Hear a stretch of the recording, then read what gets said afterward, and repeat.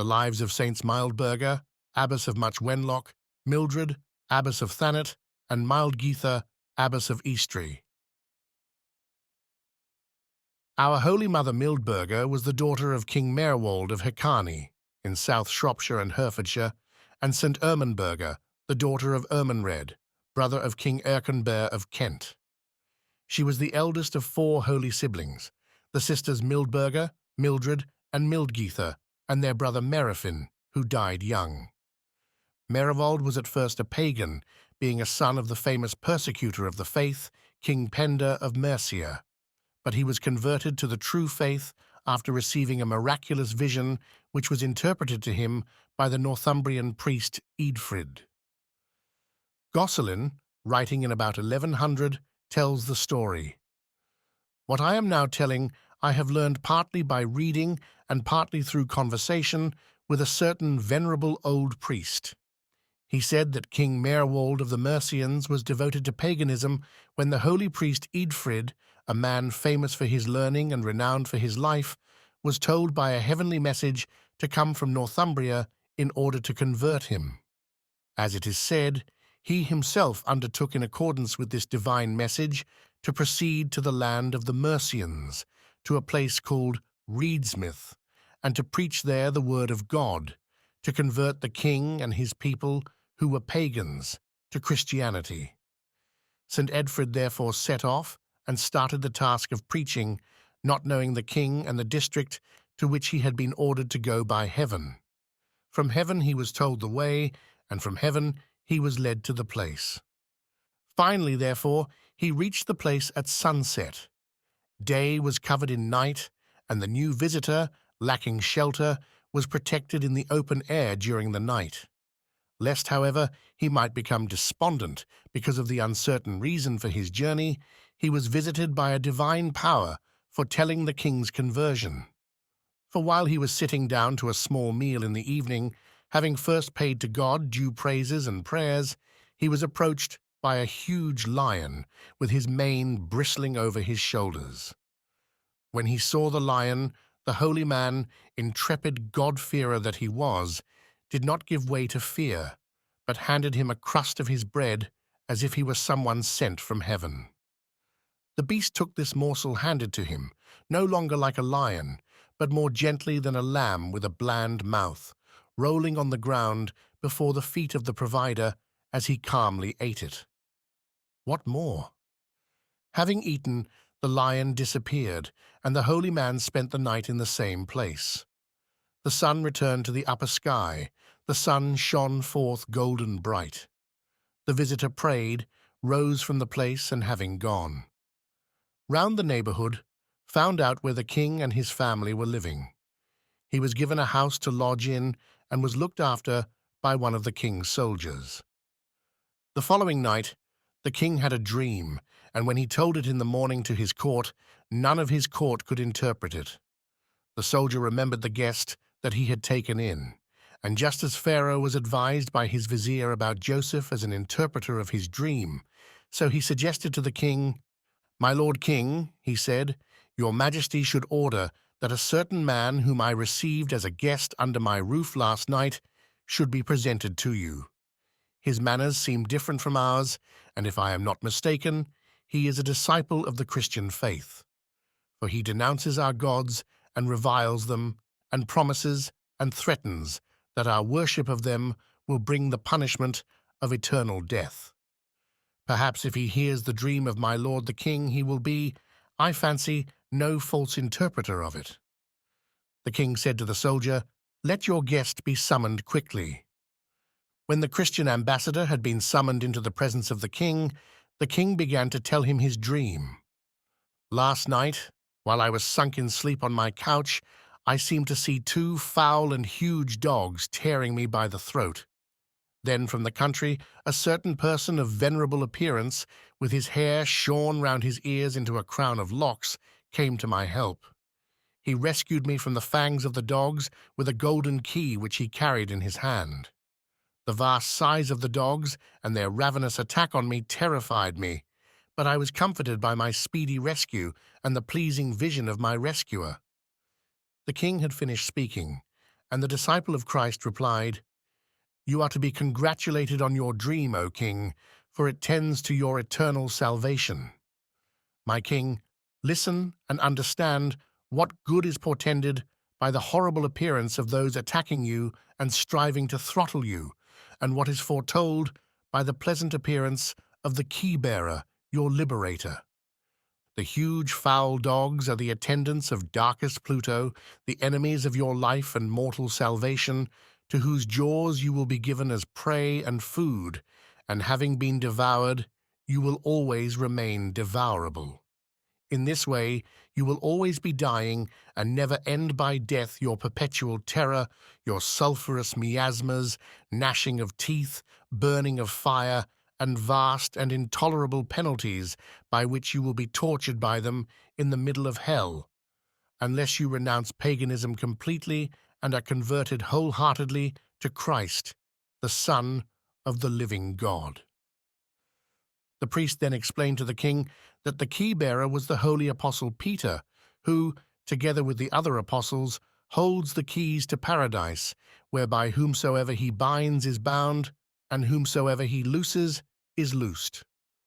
The result of this sermon was that the king was converted to the holy faith in about the year 660. After removing his royal purple and crown, he repented in sackcloth and ashes and was baptized. Then he founded a monastery, over which he placed Father Eastry, and gave all his wealth for the building of churches throughout his kingdom, endowing them with rich farms and families. Shortly after, King Meriwald and his wife Mildburga decided to abandon the world and become monastics. So St. Mildburga took Mildburga and her two sisters, Mildred and Mildgytha, then aged about 12, 10, and 8, to her native Kent. And from there she sent her daughters to the convent of Chelles, near Paris in France, which had been founded by the English slave girl turned Queen of France, St. Bathildes, and was a favorite school for the daughters of the English aristocracy. On returning from France about 6 years later, the three holy sisters went different ways. Mildred went to her mother's monastery at Thanet, Mildgytha went to Northumbria, and Mildburga returned to her father's kingdom, to a monastery founded by King Meriwald, especially for her, at Much Wenlock in Shropshire, probably on the site of the present parish church at Much Wenlock, which contains fabric contemporary with St. Mildburga in the south aisle and the Lady Chapel. The king placed this monastery under the direction of St. Botolph, abbot of Icanhoe. Its first abbess was Leobsinda, a French nun from Chelles. The saint was tonsured as a nun by St. Theodore, Archbishop of Canterbury, who was a Greek from Tarsus in Cilicia. In 685, her father, the former King Meriwald, died and was buried in the crypt at Repton, which remains to this day. In 687, St. Mildburga was raised to the rank of abbess, while her spiritual mother, Leobsinda, retired to an estate of land at Hampton. Under Mildburga's direction, the monastery of Much Wenlock flourished like a paradise. She was famous for her beauty, elegance, and intelligence, but even more for her humility and chastity. Soon, she was receiving donations of land from all over England. The list of donors in the ancient charters includes 5 kings and 1 prince, 6 bishops, 4 abbots, 2 earls, and 1 nun. One of her properties was at Llanfillo in Wales, where a church is dedicated to St. Mildburga and where there were 3 large stones associated with the saint and believed to have healing power. Once a neighboring Welsh prince wished to take the saint by force and marry her. When she refused his advances, saying that she wished to remain a virgin, he became angry and pursued her on a horse. As she fled, she came to the river Corve, which she crossed. But when her pursuer arrived, the river suddenly became so swollen that it was impossible for him to follow. St. Peter's Church at Stanton Lacey was built near this spot. At Stoke is St. Milbra's Well, said to have sprung up when the saint was injured while fleeing her enemies. Thrown from her mount, Mildburga obtained water to bathe her wounds by ordering her horse to strike a rock with his hoof, from whence a spring miraculously gushed forth. It was in the same parish of Stoke that another miracle was performed by the saint. It was reported to her that some wild geese were devastating the fields of the peasants, so she ordered the geese to remove themselves, and they did. For years thereafter, the geese would keep away from those fields. Hence the old peasant rhyme: "If old Dame Mill will our fields look over, safe will be corn and grass and clover. But if the old dame is gone fast asleep, woe to our corn, grass, clover, and sheep." One day, while she was praying in a little chapel in the garden, a poor widow came up to her and laid her dead child at her feet, beseeching her with tears to restore him to life. Mildburga was full of compassion for the woman, but she refused, saying that only God could raise from the dead. "Go, rather, and bury your child, remembering that you yourself will shortly follow him, for all mankind must die." But the woman persisted, saying that she knew that God always listened to the saint's prayers, and that she would not move from that spot until her request was granted. At length, St. Mildburga prostrated herself beside the body of the child and prayed as St. Benedict once prayed on a similar occasion. "O God, look not upon my sin, but on the faith of this woman who asks for the life of her child, and restore to life the body which thou didst create." As she prayed, a bright light encircled her, and it seemed as if she was on fire. When one of the nuns saw this, she said, "My lady, get up quickly and run from the fire. I see the whole of your body enveloped in a great flame." But at that moment, the appearance of fire vanished, and the Holy Virgin arose and gave the child back to his mother, restored to his former health. The saint reposed in peace in the midst of her community on February 23rd, July 7th, according to another source, in about the year 715. Her final words were, "Blessed are the pure in heart, for they shall see God. Blessed are the peacemakers, for they shall be called the children of God."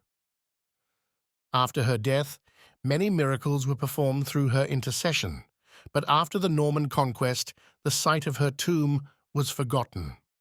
However, her holy relics were discovered again in the year 1079, when the monastery was being rebuilt. Gosselin relates this incident. The monks brought over by Earl Roger had acquired, possibly as one of the costly ornaments with which Leofric had endowed his church, a silver casket reputed to contain the remains of St. Mildburga. The brethren decided to open the casket to verify this belief. They did so. The shrine was empty. Not long afterwards, one of the lay brothers, Raymond by name, in the Church of the Holy Trinity, which is about a stone's throw from the oratory of St. Mildburga, was doing some renewal and repair work to parts of the building over the altar that had fallen into disrepair. He noticed, among other things, an old box jutting out above the altar. Inside the box was a very old document written in Old English by a priest, Alstan.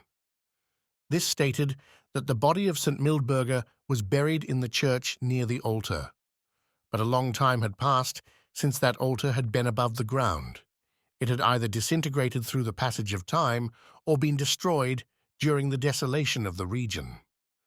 The monks obtained permission, indeed direction, from Anselm, Archbishop of Canterbury, to excavate and find the burial.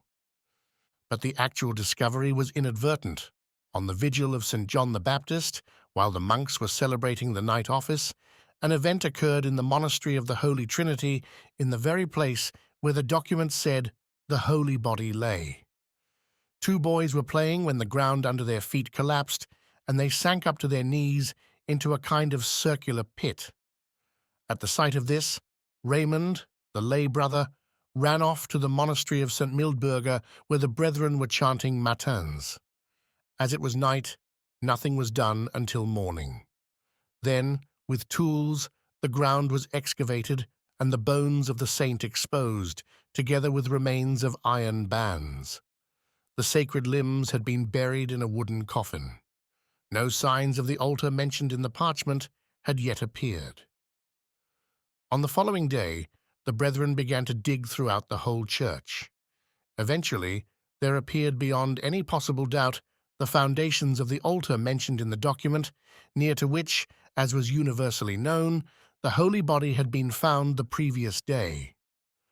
When a beautiful fragrance as of balsam pervaded the church, her body was taken up, and many miracles were performed through it. People suffering from leprosy and blindness were healed. Once a woman was cured, vomiting a monstrous worm. However, in 1540, during the Reformation, Protestants desecrated St. Mildburga's relics by burning them in the marketplace. Our Holy Mother Mildred, the second daughter of King Merwold and Queen Ermenberga, was also sent for her education to the convent of Chelles in France, and was received by Abbess Wilcoma. By her humility and gentleness, Mildred soon became a favorite with the other pupils, excelling them in learning and even equaling her teachers. But then a certain rich, handsome young nobleman, who was a near relation of the abbess, fell in love with the saint. He proposed marriage, offering her lands, riches, and honors. The abbess also pressed his suit, tempting her with gifts and the prospect of becoming a member of the royal house of France. But Mildred refused, saying, "I have come to school to learn, not to be married. I beg to be taught the discipline and fear of the Lord, and not the sin of ambition. Your entreaties terrify me more than your threats." The abbess was furious at this refusal, and after she had heated a furnace with a huge fire, she pushed Mildred into it, fastening the door. 3 hours later, she came back expecting to find only ashes. But instead, she heard the Virgin, "Thou hast tried me, O Lord, in the fire, and hast found no wickedness in me." When the doors were thrown open, she appeared as if arrayed in gold. Everyone was terrified, as if the dead had come to life. The whole town was astonished, and multitudes came filing the house, the marketplace, and the fields, counting themselves fortunate just to catch sight of the Virgin. For was it not a miracle that not one hair of her head or a thread of her clothing was harmed? Some days later, the abbess rushed at Mildred, threw her to the ground, stamped on her, kicked her, thrashed her, scratched her, pulled the hair out of her head, and left her half dead. The Virgin picked up the hair, and later, when she was transcribing a psalter in a way that she knew would be recognized by her mother, she placed it, still covered with dried blood, as if it were a relic of the martyrs, in the upper margin of the little book. At the same time, she begged, with tears falling on the letter, that she might be delivered from the tribulations of her life and rest in the Lord.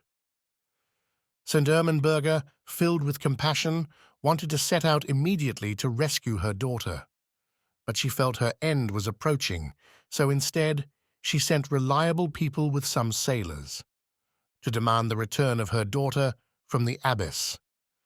The messengers were hospitably received, but the day of their departure was delayed, for the abbess, in her rage and hatred of the English, persuaded the bishop that Mildred should remain in France for the honor of the country. St. Mildred serenely put her trust in God, and one night, in accordance with an agreed plan, she stole out and met her friends, the messengers. After they had gone a short way, however, she remembered with grief that she had left behind a nail from the cross of the Lord, which she had obtained at great price, and which she intended as a gift for her mother. She decided to return while her companions waited for her. Having recovered the treasure, she ran back and eventually reached the sea and the ships which were to take her away. In the morning, her flight was discovered, and amidst great commotion, a thorough search for her was undertaken. The bishop was blamed for his inactivity, and the abbess agitatedly asked him to assemble an armed force and go after the girl. The saint and her companions were already on board ship, with everything in order, and the sails swelling in the wind, waiting for the tide to change. But then, in the distance, they saw crowds of Frenchmen and cavalry in warlike array advancing towards them with a dull, murmuring sound. The sailors, who were few in number and unwarlike, began to lose hope, for with the tide out, the ships were on dry land. Suddenly, the pursuers started to fight against each other and to kill each other. Seeing this, Mildred cried out in the words of David, "I have called upon thee, O Lord, and thou hast heard me. More and more do I cry. Incline thine ear and hearken unto me. O thou Creator and Lord, who hast made all things in heaven and on earth, and didst lead thy people through the midst of the sea, deliver me from mine enemies that follow after me, and bring me in safety to my homeland and to my mother." Scarcely had she said this when the tide flowed in impetuously, and the shore quickly became the sea. The sea, floating the ships, caused confusion among the soldiers and fought on the side of the sailors. The rowers took to their oars, and with sails set, the keels clove the waves, while the enemy in vain discharged their arrows and javelins across the water. Then Mildred, like a new Miriam, sang a song of praise to God. After a pleasant voyage, they arrived at Ebbsfleet on the coast of Kent. As Mildred stepped out of the boat, her foot imprinted itself on the rock as if it had been soft mud. This indelible sign of her landing caused many cures. For sick people came, made a solution from the dust scraped from the rock, and were healed. The people enclosed the footprint in a shrine, and healings continued to be wrought there. In about 690, Mildred was tonsured a nun by her mother in Minster in Thanet, a monastery she founded on land provided by King Egbert of Kent in compensation for the murder of her brothers, the Prince Martyrs Ethelred and Ethelbricht. A few years later, Mildred was consecrated abbess in succession to her mother by St. Theodore, Archbishop of Canterbury, and in 694 she attended and signed a council held in Kent. After ruling the community for 35 years, St. Mildred reposed in peace after a long illness in about the year 700 on July 13th. In 741, her successor, Abbess Mildburga, translated the relics of St. Mildred to a new monastery built somewhat further inland, on the site of what is now Minster Abbey. At that time, the Holy Virgin's body together with her vestments were found to be completely incorrupt, as if she was sleeping. Many miracles were wrought at her tomb. Once, during the time of Abbess Mildburga, a bell ringer fell asleep while on duty. St. Mildred appeared to him, boxed him on the ear, and said to him, "Understand, fellow, that this is an oratory to pray in, not a dormitory to sleep in." Then she vanished. The monastery was destroyed by the Danes in about 840. The bodies of St. Mildred and her sister St. Mildgytha were transferred to Lyminge, and from there, in 1085, to St. Gregory's Hospital in Canterbury. According to another tradition, however, in 1027, the monks of St. Augustine's Abbey, Canterbury, begged King Canute to give them the site and the relics of St. Mildred. He readily granted them the site, but promised them the relics only on the condition that he returned safely from a pilgrimage to Rome, which he made in 1031. He did indeed return safely after having been rescued from shipwreck through the intercession of St. Augustine of Canterbury. Abbot Elfstan of Canterbury was therefore granted his request. The king's letter reached him on the eve of Pentecost. On the same day he came to Minster, accompanied by Provost Godwin and 2 trusted monks, Bennet and Rudolph. On the next day, since it was a great feast, he invited many of his friends and neighbors to a meal, so that no one suspected anything. When night came on, Elfstan and his 3 brethren went noiselessly to St. Mildred's shrine and tried to force it open. In this, they were first unsuccessful, but after much prayer, the lid of the sepulchre was raised, and the remaining relics of the saint were reverently folded in a white cloth and borne secretly away. The burden was light, consisting of fleshless bones, many of them already crumbled into dust. The people of Thanet heard of what the monks were doing and rushed off in pursuit, arming themselves with swords and staves and weapons of all kinds. But the monks had a fair start, and when the angry multitude first sighted them, they had already secured the ferryboat Saar, which belonged to their abbey, and were rowing over the broad waters of the Wonsum. The pursuers, having no bore in which continue the chase, returned home. Once Queen Emma, the widow of King Canute, being reduced to poverty and despair because she was in disfavour with her son, King Edward the Confessor, had a dream in which the saint promised to help her because she and her husband had permitted the translation of her relics from Thanet to St. Augustine's, Canterbury.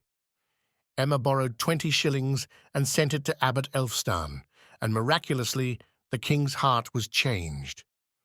Edward felt shame for the injury he had done his mother, begged her forgiveness, and restored her to her former dignity. 55 years after the translation, a certain knight broke into a military storeroom and stole a large quantity of material.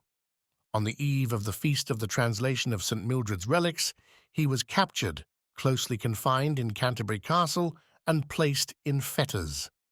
But such was his devotion to the Holy Virgin that when the bell of the monastery began to ring, his chains fell off, his jailers were paralyzed, and the prison doors opened before him. He rushed towards the shrine of the saint, and although the doors of the monastery were closed, he clung so tightly to the window of the crypt that no one was able to drag him away. Eventually, the matter was referred to the king, who pardoned the knight who was so evidently under the protection of St. Mildred. Some of the saint's relics have now been returned to Minster Abbey. Our Holy Mother Mildgytha was the youngest daughter of Merwald and St. Ermenberga of Mercia. According to a 10th century tradition, she became a nun in Northumbria and was buried there, where her miraculous powers were often exhibited and still are. Gosselin confirms this and adds, "She cherished her folk with pious beneficence and was a benefit to her faithful people." However, according to a 13th century tradition, she became a nun at Eastry and the successor of Mildred as abbess of that monastery, whence her relics were transferred to Lyminge in Kent, and then, in 1085, to St. Gregory's Hospital, Canterbury. The Orthodox Church celebrates the memory of St. Mildburga of much Wenlock on February 23rd, St. Mildred of Thanet on July 13th, the translation of her relics on May 18th, and St. Mildgytha of Eastry on January 17th. Holy Abbesses Mildburga, Mildred and Mildgytha, pray to God for us.